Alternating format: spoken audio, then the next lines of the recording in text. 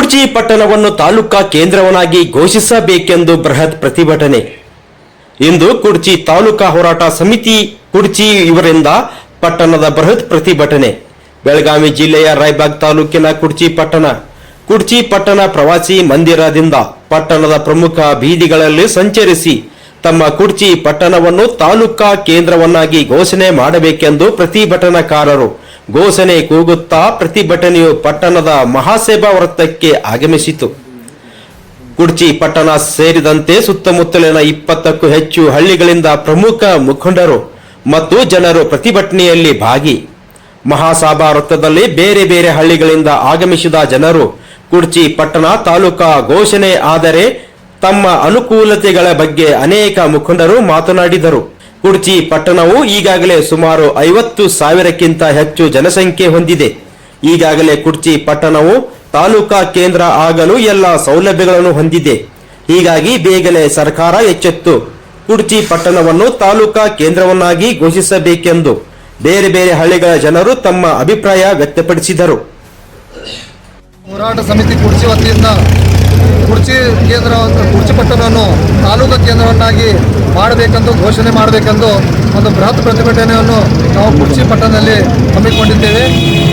ತಮ್ಮ ಮುಖಾಂತರ ನಮ್ಮ ಮಾನ್ಯ ಘನ ಸರ್ಕಾರ, ಮುಖ್ಯಮಂತ್ರಿಯವರಿಗೆ, ಉಸ್ತುವಾರಿ ಸಚಿವರಿಗೆ, ನಮ್ಮ ಶಾಸಕರಿಗೆ ಮನವಿ ಮಾಡಿಕೊಳ್ಳೋದೇನೆಂದರೆ ಕುಡ್ಚಿಯನ್ನು ಆದಷ್ಟು ಬೇಗನೆ ಕುಡ್ಚಿ ಪಟ್ಟಣವನ್ನು ಈ ಅಧಿವೇಶನದಲ್ಲಿ ತಾಲೂಕಾ ಕೇಂದ್ರವನ್ನಾಗಿ ಘೋಷಣೆ ಮಾಡಬೇಕಂತ ನಮ್ಮ ಇಲ್ಲಿ ಕುಡ್ಚಿ, ಸುಟಟ್ಟಿ, ನಿಲ್ಜಿ, ಮೊರಬ್, ಕಮಲಾಪುರ್, ಸಿದ್ದಾಪುರ್, ಹೆಬ್ಬರಟ್ಟಿ, ಗುಂಡ್ವಾ, ಶುರ್ಗೂರ್ ಸುತ್ತಮುತ್ತ ಎಲ್ಲ ಗ್ರಾಮದ ಮನವಿಯನ್ನು ನಾವು ಇವತ್ತು ಡಿಪ್ಯೂಟಿ ತಹಸೀಲ್ದಾರ್ ಮುಖಾಂತರ ಘನ ಸರ್ಕಾರಕ್ಕೆ ಕೊಟ್ಟಿದ್ದೇವೆ.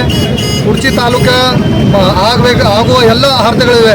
ಇಲ್ಲಿ ನಮ್ಮ ಡಿಪ್ಯೂಟಿ ತಹಸೀಲ್ದಾರ್ ನಾಡ ಕಚೇರಿ ಇದೆ, APMC ಮಾರ್ಕೆಟ್ ಇದೆ, ಹಳೆ ಪೊಲೀಸ್ ಸ್ಟೇಷನ್ ಇದೆ, ಬ್ರಿಟಿಷ್ ಕಾಲದಿಂದ ಇರುವ ರೈಲ್ವೆ ಜಂಕ್ಷನ್ ಇದೆ, ಬಸ್ ಸ್ಟ್ಯಾಂಡ್ ಇದೆ, ನೆಮ್ಮದಿ ಕೇಂದ್ರ ಇದೆ, ಹೆಸ್ಕಾಂ ಆಫೀಸ್ ಇದೆ, 220 KV ಸ್ಟೇಷನ್ ಇದೆ, ಮತ್ತು ನಮ್ಮ ಸಮುದಾಯ ಕೇಂದ್ರ ಇದೆ, ಆರೋಗ್ಯ ಸಮುದಾಯ ಕೇಂದ್ರ ಇದೆ, ವೆಟರ್ನರಿ ಹಾಸ್ಪಿಟಲ್ ಇದೆ.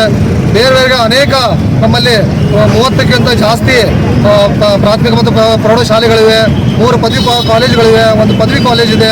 ನಮ್ಮ ಗ್ರಾಮೀಣ ಪ್ರದೇಶದಲ್ಲಿ 20ಕ್ಕಿಂತ ಜಾಸ್ತಿ ಪ್ರಾಥಮಿಕ ಮತ್ತು ಪ್ರೌಢಶಾಲೆಗಳಿವೆ.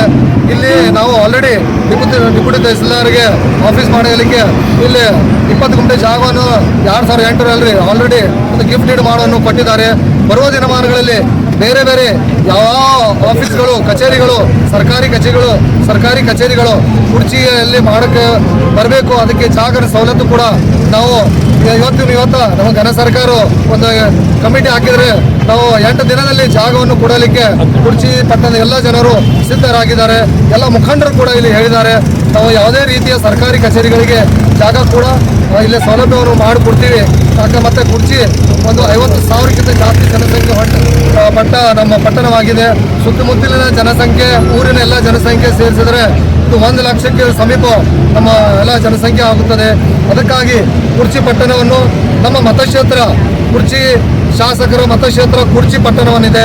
ಅದಕ್ಕಾಗಿ ಕುಡ್ಚಿ ಪಟ್ಟಣವನ್ನು ಬೇಗನೆ ಈ ಅಧಿವೇಶನದಲ್ಲಿ ಕುಡ್ಚಿ ಪಟ್ಟಣವನ್ನು ತಾಲೂಕಾ ಕೇಂದ್ರವನ್ನಾಗಿ ಘೋಷಿಸಬೇಕಂತೂ ಘನ ಸರ್ಕಾರದಲ್ಲಿ ಕುಡ್ಚಿ ಪಟ್ಟಣದ ಸುತ್ತಮುತ್ತಲಿನ ಎಲ್ಲ ಜನರ ಪರವಾಗಿ, ಎಲ್ಲ ಸಂಘ ಸಂಸ್ಥೆಗಳ ಪರವಾಗಿ, ಎಲ್ಲರ ಪರವಾಗಿ ನಾವು ಇಲ್ಲಿ ಘನ ಸರ್ಕಾರಕ್ಕೆ ವಿನಂತಿ ಮಾಡುತ್ತೇವೆ. ಸರ್, ಈಗ ಬೆಳಗಾವಿದಾಗ ಅಧಿವೇಶನ ನಡೆದೈತಿ. ರಾಜ್ಯ ಸರ್ಕಾರಕ್ಕೆ ಏನಾದ್ರು ಇಡೀ ಕರ್ನಾಟಕ ಸರ್ಕಾರ ಈಗ ಬೆಳಗಾವಿದಾಗ ಐತಿ, ಏನಾದರೂ ಮನವಿ ಸಲ್ಲಿಸೋರಿದ್ರಿ? ನಾವು ಘನ ಸರ್ಕಾರಕ್ಕೆ ಇವತ್ತು ಡಿಪ್ಯೂಟಿ ತಹಸೀಲ್ದಾರ್ ಮುಖಾಂತರ ಮನವಿಯನ್ನು ಕೊಟ್ಟಿದ್ದೇವೆ. ಮತ್ತು ಬುಧವಾರ ದಿನ ನಾವು ಅಧಿವೇಶನದಲ್ಲಿ ಬೆಳಗಾವಿಯಲ್ಲಿ ಹೋಗಿ ನಾವು ಮಾನ್ಯ ಮುಖ್ಯಮಂತ್ರಿಗಳಿಗೆ, ಮಾನ್ಯ ಉಪಮುಖ್ಯಮಂತ್ರಿಗೆ, ಉಸ್ತುವಾರಿ ಸಚಿವರಿಗೆ, ಶಾಸಕರಿಗೆ, ರೆವಿನ್ಯೂ ಮಿನಿಸ್ಟರ್ ಅವರಿಗೆ ಎಲ್ಲರಿಗೂ ಭೇಟಿಯಾಗಿ ನಾವು ಪರ್ಸನಲಿ ಅವ್ರಿಗೂ ಕೂಡ ನಮ್ಮ ಕುಡ್ಚಿ ಪಟ್ಟಣದ ಬಗ್ಗೆ ಹೇಳಿ ನಾವು ಮನವಿಯನ್ನು ಕೊಡೋದು ವ್ಯವಸ್ಥೆಯನ್ನು ಮಾಡಿಕೊಂಡಿದ್ದೀವಿ. Thank you. ಧನ್ಯವಾದ.